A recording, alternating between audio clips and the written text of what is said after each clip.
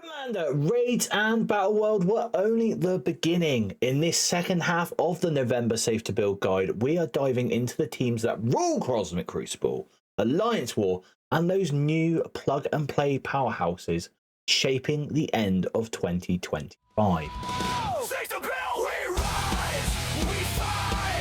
Welcome back, and this is part 2 of your Safe to Build guide, the PvP edition, where we break down which teams are truly worth your resources so you can build smart, stay efficient, and avoid regret. Like always, this guide is built around the Safe to Build infographic, which is available right now on the Jetson Squad Discord.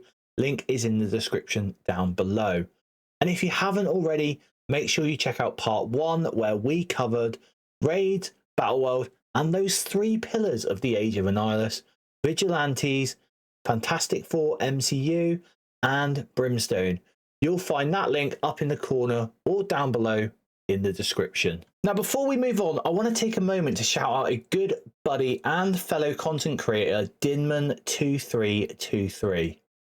A lot of the information you'll see in this month's Safe to Build infographic simply wouldn't be possible without him. His Professor X section testing videos, where he takes new characters and teams through the trials, are absolutely invaluable. They've helped shape many of my recommendations, especially in the Professor X sections of this guide.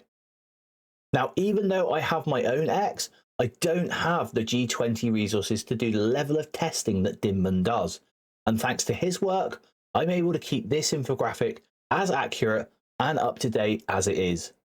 So if you haven't checked out his channel yet, after this video, head over there, give him a sub, drop a like, and show the dude some love. Because honestly, he does some amazing work, and he's an amazing human being on top of that. Alright, let's jump into Cosmic Crucible. This mode continues to be the true test of your roster's balance and efficiency, where you find out which teams are built right, and which ones are falling behind. Now, while the Crucible meta has remained fairly stable for most of the Age of Annihilus, that is about to change. With Thunderstrike's release and his connection to Blastaar, we're likely to see a major shakeup in how teams perform here, both offensively and defensively. But before we get to that duo later in the plug and play section, let's focus on the teams that are currently defining the Crucible landscape, and which ones are still safe to build right now. And first up, we've got the Accursed. This is still one of the most dominant teams in Cosmic Crucible right now. They're hard-hitting, they're durable, and they're built to control the pace of the battle. But they're also resource-heavy. To really unlock their potential, you're going to want them at least level 105 and gear tier 19 or higher. They can start a bit slow, but once the fight settles into the mid-phase, their sustain and ramp up damage take over, and they become absolutely lethal. Helverine remains the linchpin of this team, providing massive damage, and Satana is your key support piece. She's going to keep the team alive long enough to overwhelm the opposition. And with the Cosmic Crucible meta expected to shift in the coming weeks thanks to Thunderstrike and Blastaar, Accursed, I think, are in a great position to hold strong. Their combination of survivability and control will continue to make them safe to build for the long haul. Next up, we have the Starjammers, still one of the fastest and most consistent teams in Cosmic Crucible. In a turn-based game, speed is everything, and the Starjammers continue to dominate that space in Cosmic Crucible. They control turn order, suppress the enemy speed, and once they get rolling, they're almost impossible to stop. This team rewards precision, timing, and investment. To keep them competitive, you'll want them around level 105 and gear tier 19 or higher. Focus your resources on Lilandra and Havoc, because they are the backbone of this team. Lilandra also provides double duty, as she is a required character for the Cosmic Hero section of the Professor X saga, so any investment into her has long-term value beyond Crucible. Havoc, meanwhile, remains one of the best plug-and-play damage dealers in the game.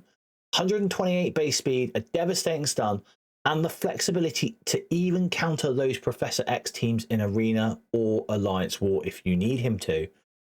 With the Crucible meta on the verge of that shakeup, Starjammers are still a safe bet.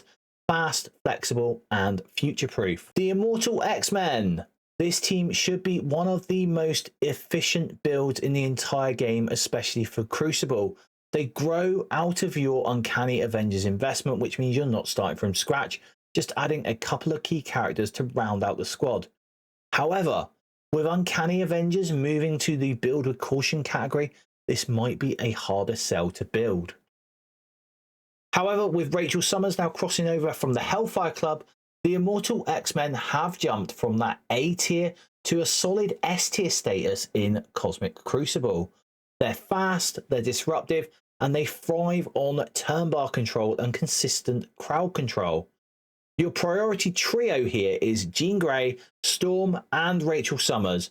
Jean is going to anchor the team with those turn rewinds, Storm is going to add burst damage and stun, and we've already mentioned Rachel's mental devastation, which brings that extra layer of control the team was missing. Simply put, they're safe to build, they're scalable, and they're still one of the best returns on investment in the game. Now let's talk about Phoenix Force. While this team may spend most of its time on Cosmic Crucible defense, do not underestimate their staying power. They're still one of the most reliable and future-proof investments in the game. With strong kits and a design that will scale beautifully as content evolves, their key strength is this team is going to be very much like the Undying team for Alliance War, where they are going to have a yearly release to keep the team fresh. If you're looking for a low-risk, long-term build, this is it. Take them confidently to level 105 and gear tier 19 or higher, because they're going to continue to deliver consistent value well into the next era of Marvel Strike Force. So whether you're playing defensively or using them to round out your offensive rotation, Phoenix Force is as safe as it gets to build. And the first of our build with caution teams is the Illuminati. These veterans of the pre-Ares stat meta are still hanging on in Crucible solid, but they are starting to show their age. The core trio remains Black Panther Shuri, Hank Pym, and Captain Britain. If you're keeping this team viable, focus your upgrades there. They're still required for that Shadow King legendary trial, so they serve a purpose in roster progression as well. That said, with resources at a premium, especially for us free-to-play commanders, it's getting harder to justify reaching back this far. So while they're technically safe to build, treat them as a top-up team, not a full build. Just add enough to keep them relevant, nothing more. Joining them is the Cabal. They still hold utility value, especially for players chasing Old Man Logan through his legendary trials. But like the Illuminati, they're really showing their age. Their strength lies in that villain synergy. Through the leader and Iron Patriot, we can still punch above their weight in the right Crucible room. But again, if you're free to play, the return just isn't high enough for a full build. So we're going to treat the Cabal as a roster gap filler or utility upgrade, not a new investment. And finally, for Crucible, we have the Superior 6. Now, before the release of the Insidious 6, this team was barely holding on, but that synergy boost has gave them a second wind.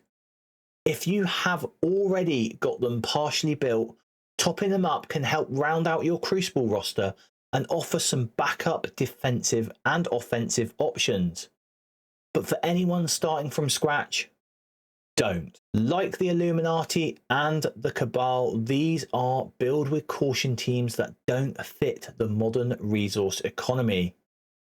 So focus on topping them up if they were already close to usable, but save your heavy investments for those newer teams that are going to carry value across multiple game modes. So that wraps up Cosmic Crucible, a meta that is holding steady for now, but will definitely be feeling the tremors from Thunderstrike's arrival and whatever balance changes are coming next. The key takeaway, Commander, if you are free to play or running on limited resources, is it's better to top up what's already strong than reach too far back into older pre-Ares teams.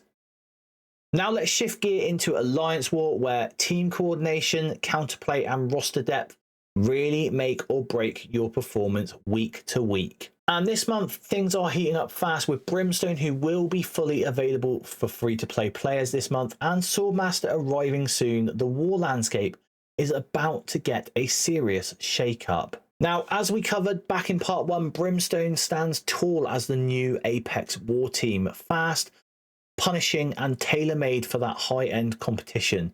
So instead of rehashing them here, this section is going to focus on the teams that support your war roster, the ones that help you round out your Alliance War experience, fill those strategic gaps, and stay efficient with your resources. And first up, a team that's gone from spooky niche to full meta powerhouse, the Undying. So after their massive rework and the addition of Zombie Kestrel, this team has fully solidified its place in the Alliance War meta. What started as a fun reimagining has turned into a top-tier offensive team that can handle some of the nastiest defenses in the game. Zombie Kestrel is the heart of it all. She brings back that classic Kestrel ping damage we loved, but now paired with new utility. As long as she's above 50% health, the team can't be ability blocked, and enemies can't gain safeguard, which is massive in a mode where control is everything. Her special also introduced one of the coolest mechanics we've seen in a while, the Undead Tenacity battlefield effect, which shuts off those passive assists and boosts the ally damage for each enemy with the exposed condition. Combined with Zombie Iron Man and Hela, the Undying are now a must-have war team capable of taking down key meta defenses while being surprisingly low maintenance once you've got them leveled. So if you've been holding off on them, don't. The Undying are now a firmly established, safe to build to level 105 team, and they're going to stay relevant well into the next phase of this game. Next up, let's talk about the Secret Warriors. This team has settled into a really solid mid-tier war role.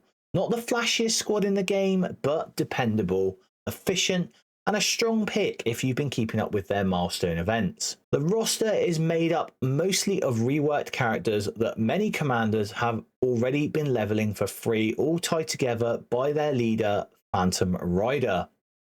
And here's the big thing for my free-to-play commanders. By now, you should be getting close to that 4 yellow, 4 red milestone for Phantom Rider, and that's the point where he really comes online. His stats will start to feel solid, his survivability improves, and he starts making the team feel cohesive instead of fragile. Now, on paper, the Secret Warriors were built as a Mephisto counter, and while they can comfortably take out those lower powered Mephisto teams, the high-end ones, they'll still overpower them. That said, they remain an excellent value build with consistent crowd control, sustain, and synergy that scales well with your investment. So if your resource flow is healthy, they're safe to build to level 105, but if you're running lean, I'd treat them as a low priority pickup, a team that's nice to have, not a must build. Next up, we've got the Liberty team. This is the gold standard in my mind for Alliance War. This team continues to dominate thanks to their precision mechanics. Their unique ability to force taunt onto enemies lets them surgically remove key targets even through pre-taunts or layered defenses. That control makes them one of the most reliable offensive teams in the game. On top of that, Liberty remains essential for roster progression. They're still one of the best options for the global hero section of the Professor Xavier saga. Your primary focus should be on Peggy Carter, Falcon Joaquin, and Patriot, as this trio drives the team's speed and control. Liberty has been here for months, and I don't think they're going anywhere. Still safe to build to level 105, and still one of the smartest long-term war investments you will make. Now let's talk about the Mighty Avengers, a team that's getting a second win thanks to Swordmaster. Previously, the Mighty Avengers were viewed as a solid but secondary option for war. Strong mechanics, but without that punch to really break into the top tier. But with Swordmaster's arrival, that is going to change fast. His special, Whirling Assault, is going to reduce that duration of immunity and safeguard when he's with 3 or more Mighty Avengers. And that's a big deal. Why? Because it finally allows Hercules' passive, the one that lets his mighty Avenger allies copy and clear all buffs from the primary target, to work exactly as intended. That single interaction gives the team a massive boost in war offense, making them a legitimate counter option against some of the newer meta defenses. Hercules and Falcon remain your must-build anchors, with Swordmaster now joining them as a key synergy piece that ties that whole team together. So while they may no longer be the easiest team to build into, the Mighty Avengers are absolutely worth your attention again, safe to build to level 105, and finally living up to their name. Next up, we've got the absolute A-Force. Now, this team has settled into its role as a solid war defense squad anchored around these two standout characters, Kahori and Miss Marvel Classic. Their biggest strength is their speed. Kahori is going to spawn with 200% speed bar, often taking multiple turns before your opponent even gets a chance to react. And that early tempo can throw off many offensive teams that rely on those ramp up mechanics. However, Absolute A-Force isn't really a must build anymore. They're better seen as a roster expander, helping you pad out your defensive lines or counter certain niche setups. The team still benefits from post-Ares stats, which keeps them viable against those older war teams, but with resources tighter than ever again, they shouldn't be your primary focus unless you have them partially built. If you do, bringing them up to level 105 is safe, but if you're starting fresh, skip them for now and focus your resources on teams that are going to carry that value over multiple game modes. Absolute A-Force are fast, disruptive, reliable. It's not a top priority in the current war meta. Now let's move on to Infestation, a team that is sitting firmly on my build with caution list. They are primarily an Alliance War defense team made up of 4 reworked characters, and now you can put Scorpion from the Insidious 6 in, who is meant to round that lineup up. Their return to relevance has come from their post-Ares stat updates that dropped alongside the Insidious 6 release, and while that's given them a small boost, their overall mechanics are still pretty weak. But against smart opponents or newer teams, they are going to crumble fast. So yes, they're technically viable, and they can hold a few rooms on lower war brackets, but for us free-to-play commanders, they're not worth investing in from scratch. If you already have them partially built, it's fine to top them up a bit, just enough to keep them serviceable, but don't expect them to carry your defense. Infestation are the definition of a build with caution team. Usable, but fading and quickly being outclassed. And finally, let's wrap up the war section with the Mercs for money. This team continues to hang on as one of the few pre-Ares stat squads that still has real value, and that is thanks entirely to Old Man Logan. There's still life in the old dog commander. Old Man Logan remains a powerhouse across multiple game modes. His sustain, damage output, and his revive mechanics make him a threat even in today's higher stat environment. He's been especially valuable lately in the Target Blue Marvel chase, where he's proven extremely useful in the global section, offering reliable single target control and survivability. But, and this is important, the rest of the team are starting to lag behind. As a pre-Ares stat squad, their overall power curve is slipping fast, so any investment here should be made with caution. If you're going to put resources into this team, then focus those resources primarily on Old Man Logan. Keep the rest serviceable, but don't overcommit, especially with so many newer war and crossover teams demanding our attention this month. So that wraps up our look at Alliance War, from the precision of Liberty to the resurgence of the Mighty Avengers, and of course, the ever-reliable Undying. The big takeaway, Commander, is that war right now is about that smart specialization, knowing which teams are going to give you value across those multiple modes and which ones are really just shiny distractions. And speaking of cross-mode value, let's move into one of my favorite parts of the guide, the plug and play characters. These are the individual powerhouses that bring impact wherever you slot them. The mythic units, the crossover legendaries, and the standouts who keep your roster efficient and future-proof. So let's kick off the plug and play section with the non-negotiables, the mythic game-defining characters that every commander should keep current no matter where you are in progression. These are the heavy hitters from Dark Dimensions, Sagas, and now the Age of Annihilus. Characters who are going to shape the game's meta and stay valuable across multiple modes. At the top of that list remains Professor X. He's still your primary chase, your end game progression marker, and the character whose requirements shape much of your longer term roster planning. The goal, commander, is to build towards Professor X efficiently, using teams and characters that also contribute to your current chases like Blue Marvel or the Annihilus legendaries, rather than spreading yourself thin on side projects. Now that doesn't mean you ignore the other mythics, but think of them as secondary objectives along the same road. Dormammu still has value for his Revive Once passive, and that is his core utility, so once that's online, no more heavy investment is needed. Dr. Doom, on the other hand, requires more resources to shine, but he has fallen behind in this post-Ares landscape, and unless he gets a rework, I'd keep him benched for now. The key takeaway here is simple. These non-negotiables will form the backbone of your roster. Keep them leveled, keep them geared, and always ready, because they'll continue to scale with the meta well into 2026. Next up, let's talk about the Uplifters. These are your legendary and crossover characters that bring huge value across multiple game modes. They're not just powerful on their own, they elevate entire teams and in some cases entire metas. And first up we have Quasar, the first legend of the Age of Annihilus and the protector of the multiverse itself. Quasar is an Alliance War legend built to obliterate the oppressive defenses and dismantle mythic characters head on.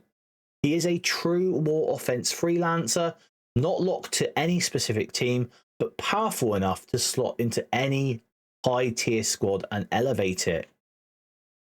His sustain is top tier, he heals every turn, gains drain, and even punishes enemies who try to buff through his exposed mechanic.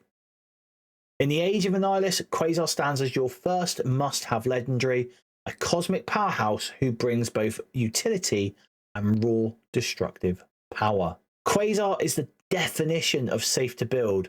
He's a powerhouse for war offense and a foundation of everything that is to come in this saga. Next up is the living bomb burst himself, Blastaar. Blastaar is a living weapon of chaos, nearly unkillable, rage fueled and ready to detonate at a moment's notice. And in Cosmic Crucible, he is the king of offense, and his kit makes that title well earned. He's the first character in Marvel Strike Force whose special and ultimate cost 0 ability energy, meaning you can unleash destruction with him every single turn. And his bomb burst mechanic is what makes him truly terrifying. Each bomb burst stacks explosive power, feeding into his piercing damage, drain, and speed on Cosmic Crucible offense. And when he hits 5 stacks, he's going to turn the enemy team into ash. In short, this is a one-man wrecking crew built for that Cosmic Crucible dominance. Now pair him with Thunderstrike, and you've got an unstoppable legendary duo. So if you're investing in the current meta, Blastaar is absolutely safe to build. He's one of the cornerstones of this evolving Crucible offense meta. And as we said, joining Blastaar, we've got the newest legendary, Thunderstrike. And Thunderstrike is a Crucible powerhouse. He is going to be designed for offense where he fuels his team with healing, barrier, and sustain, while shutting down enemies with blind, ability block, and energy steal. His synergy with Blastaar is where the real magic happens though. He is going to call Blastaar for assists on his special and ultimate, which is going to feed his bomb burst mechanic for even faster detonation. And he even redistributes stolen health directly to him. Together, they are going to form one of the strongest duos in Cosmic Crucible, perfectly positioned to challenge established defenses like Accursed and Illuminati. Then we have Knull, the first Battleworld boss. He remains a straight counter to both Apocalypse and Mephisto thanks to his passive that stops enemies from becoming empowered. And now we have him at 7 yellow and 7 red. He is an absolute beast. The carnage he summons is amazing, and hopefully those of you who have yet to unlock him or get him up to his 7-star power will be able to get your hands on him sometime soon. Because we have now moved into Sentry City, where Battleworld is concerned. And speaking of moving into Sentry City, let's talk about Sentry, the newest Battleworld exclusive powerhouse and one of the most unique designs we've seen in Marvel Strike Force. Sentry brings the power of 1,000,000 exploding suns, and his kit lives up to the name. He's going to be built to dominate Cosmic Crucible, where his attacks cut through the strongest defenses, flipping buffs and clearing battlefield effects, and even targeting epic and legendary enemies directly. On offense, he is going to be a wrecking ball, unleashing massive AoE piercing damage, spreading heal block, blind and ability block, and tearing down barriers with his ultimate meteoric crash. But Sentry's power comes with a price.